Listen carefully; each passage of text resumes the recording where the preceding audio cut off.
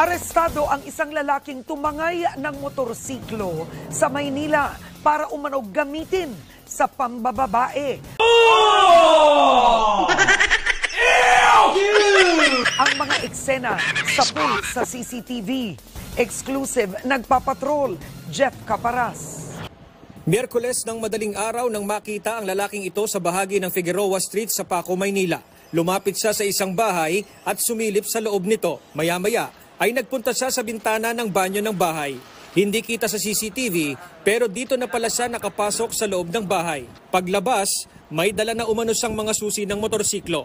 Hindi gumana ang mga susi sa dalawang motorsiklong nakaparada. Pero natsambahan niya ang susi ng ikatlong motor na agad niyang tinangay. A few moments later.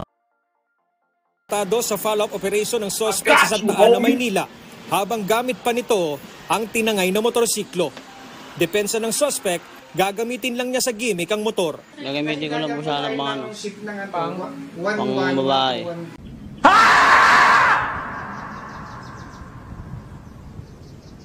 Pang ano? Panggalagala sa ano. Ano? Panggalagala. Trip na namin pumunta sa malalayo.